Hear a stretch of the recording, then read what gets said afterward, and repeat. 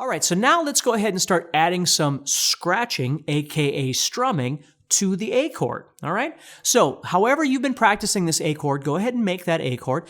And what we're gonna try and do is, again, we're gonna try and strum from the 5th string on down. And I'm gonna say 1, 2, ready, go, and we're gonna start, okay? So 1, 2, ready, go. 1, 2, 3, 4, 1, 2, 3, 4, 1, 2, 3, 4, 1, 2, 3, and stop. Okay? Now, when you strum, in the ideal world, you'd strum 5th through 1st every single time. Now, the problem is sometimes when people strum is that they tend to, think too hard, or they look too hard and try and, they tighten all up and things like that. In the real world, when you strum this A chord, sometimes you're not going to strum all the strings, even though you intended to. The bottom 5, I should say, right?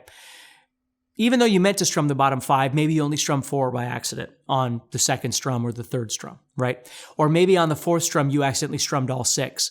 Again, welcome to the real world. It happens to all of us, okay? The more you do this, the more accurate you're going to get. But that doesn't mean that you don't accidentally strum too few or too many sometimes. We all do it. It's better to strum too few than too many, okay? Because if I strum this A chord and do this, what happens is that low end, that 6th string, gets really, really beefy in there, and sometimes it gets a bit overwhelming. Doesn't mean some chords, when you strum too many strings, some chords sound okay, some sound terrible, which we're going to learn. The E or the A chord doesn't sound too bad with that 6th string in there. It's okay, but I don't want it in there. I want to strum, have it a little bit thinner sounding. And really what's happening is I'm playing an A chord or an A major chord, and my first note that I'm strumming is A. That's what's happening. That's why I'm strumming the bottom 5, okay? So that's something for you to get used to, is just learning how to do some basic strumming, okay? Relax when you strum and try and just get used to hitting the proper strings as best you can, okay?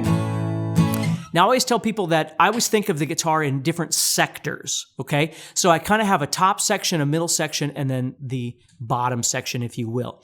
Now, on the A chord, I want to strum the middle and the bottom, but I kind of want to avoid the top. Now, in doing that, sometimes I'll miss the 5th string, but if it helps me to avoid the 6th string, that might not be a bad trade-off. So what I'm doing is I'm thinking about kind of directing my guitar pick toward the middle of the guitar and then strumming through.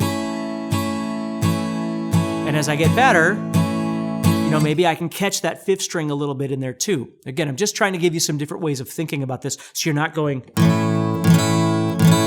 I don't want you to do that. I want you to relax a little bit when you play, okay? Notice how when I move from my elbow, sometimes my wrist will kind of move just a little bit like this as well. Again, I'm not moving here. This is going to give me tendinitis. I don't want this, okay? I want to move from here. But my wrist can stay nice and loose and move with it if I choose to.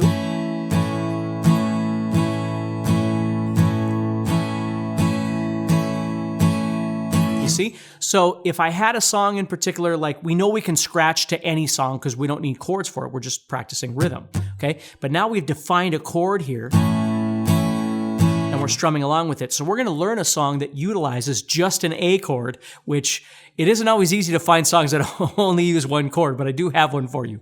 Doesn't mean it's your favorite song. It doesn't mean it's my favorite song, but at least it's something for us to play along with, okay? We'll get to that in just a little bit here.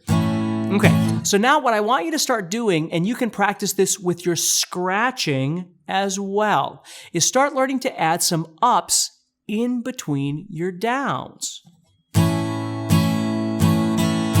So what I'm doing right here is I'm playing down, down, down, up, down.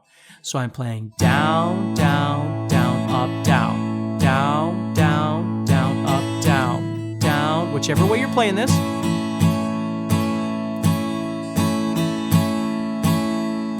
And that's going to wind up being our first strumming pattern, is down, down, down, up, down, okay? Now, if you try and play that and you're hitting the 6th string a lot and that sort of thing and it's kind of frustrating you, hey, you know what? Go back to scratching. Just practice it. Now, what I want you to notice is as I'm doing this, as I'm adding that up in between, down, down, down, up, down, down, down, down, up, down. You're going to notice that there's an even flow to the way I strum. I'm not going down, down, down, up, down, down, down. My arm just moves the entire time. And the reason is this, okay?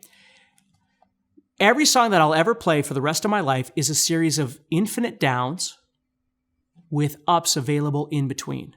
Anytime there's downs, there's an option of an up in between those downs. That's how the math of this works, okay? If you watch my hand as I'm strumming down, what you're going to notice is I strum up every single time in between. I'm just not hitting the strings. But my hand has to come back up to strum down. You see? That's how strumming works, is that the up is already there. It's already available to you. It's a reaction to an action. All you have to do is hit the up in between that you want. In this case, we're playing down, down, down, up, down, down, down, down, up, down, down, down, down, up, down. Now, could I make a different strumming pattern? Yes, we're going to make other strumming patterns, and you can see how this works. So if you're practicing a song, or you've got a playlist that you've now built for your scratching, you can practice your downs. But you might want to start practicing this new pattern, our first pattern, which is down, down, down, up, down, down, down, down, up, down. And that's the pattern that we're going to use for this first song, is getting used to that. But please see the bigger picture here, that as we continue on, there are options of other ups that we can add in at any given moment in time as well. And if you're strumming to this song, or you're scratching to songs or whatever it might be, and you accidentally hit an extra up strum in there, that doesn't make it wrong. It just makes it different than what we're talking about right there. But that doesn't make it wrong. Okay? Again, strumming is just left foot, right foot, downs and ups. This is strumming the guitar. We just choose what we're going to hit and what we're going to miss to make patterns. That's the beauty of the guitar. So as you continue doing this, I want you to start exploring that up that goes in between those downs. Okay? You can do it with the pattern that I've given you, but you can also just explore it, right? So if you're listening to a song and you're scratching along, you might start adding some ups in between. Just do your downs, add some ups in between.